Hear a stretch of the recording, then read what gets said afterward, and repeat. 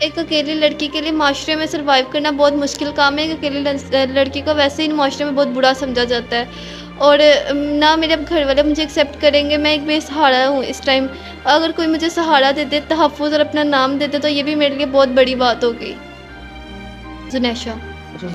मैं कश्मीर में एक पहाड़ पर रहती थी। वहाँ पर हमारे घर पहाड़ पर जो घर था उसके साथ एक होटल था।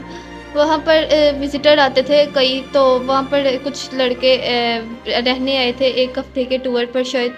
तो मैं अब जब अपने घर वालों के साथ बाहर गई तो 3-4 दिन मैंने नोटिस किया कि एक लड़का मुझे कंटिन्यूअसली देखता था। जब वो लड़के होटल में आए तो अक्सर जब हम लोग बाहर निकलते थे तो वो एक लड़का कंटिन्यूअसली देखता रहता था।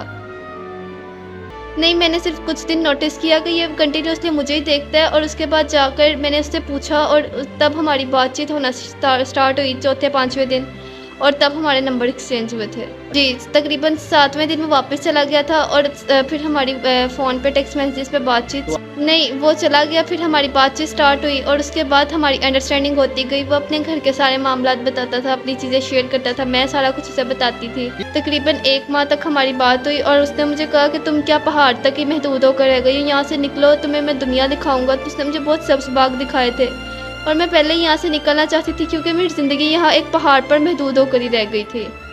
मैं अपनी फ़ैमिली के साथ रहती थी, मेरे वालिद-वालिदा और 2 बहनें थीं।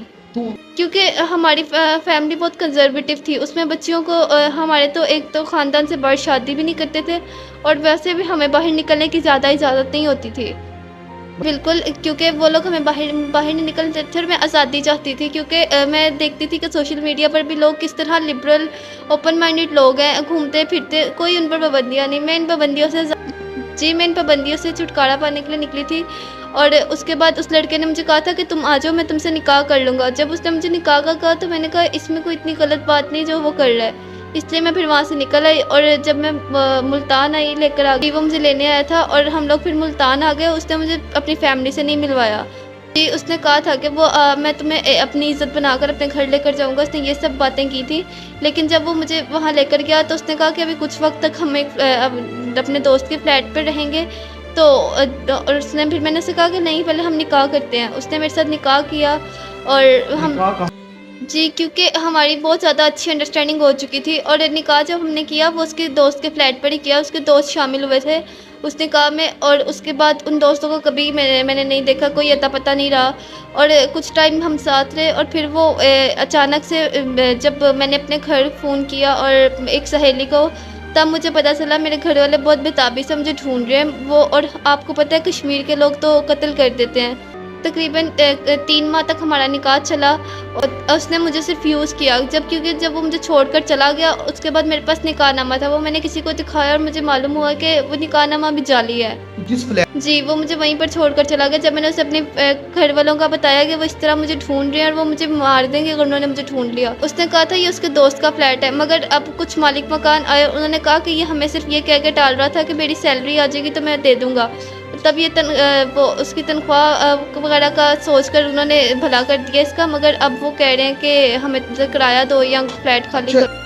तकरीबन 15 दिन हो गए उसको मुझे छोड़ कर गए हुए। बस कुछ मेरी चीज़ें थी, मेरी कुछ जो मैं साथ लाई थी वो उसने बेच दी थी और उसी पैसों से हम रहते थे। अल्लाह। मुझे कहा था मेरी जॉब अभी स्टार्ट हुई है और मेरी जॉब बस थोड़ा टाइम चल जाए और उसके बाद मैं तुम्हें अपनी फैमिली से भी मिलवाऊंगा और उसके बाद हम लोग घूमेंगे फिरेंगे। अच्छा। वो कह रहे हैं यहाँ एक फ्लैट खाली करो या फिर किराया दो। मैं यहाँ पर ही कुछ काम कर लेती हूँ मोहल्ले का, तो भी कुछ पैसे उनको दे दिए, लेकिन उन्होंने 5 दिन का टाइम दिया है कि या तो ये खाली कर दो या 3 माह का किराया है। मैंने आपकी एक वीडियो देखी थी, वहाँ से मुझे आपका पता चला, फिर मैंने आपसे रब्ता किया।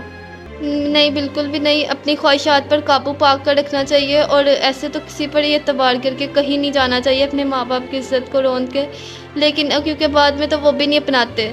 बताया कि मैं मोहल्ले में ही कुछ काम कर लेती हूँ और उसके बाद वो जो चंद पैसे आते हैं वो कुछ मालिक मकान को दिए थे, मगर अब वो भी तंग आ गया और बस उसी से गुजारा कर रही थी, मगर अब आगे अल्लाह खैर करे। एक अकेली लड़की के लिए माशरे में सर्वाइव करना बहुत मुश्किल काम है। एक अकेली लड़की को वैसे ही माशरे में बहुत बुरा समझा जाता है और ना मेरे अब घर वाले मुझे एक्सेप्ट करेंगे। मैं एक बेसहारा हूँ इस टाइम।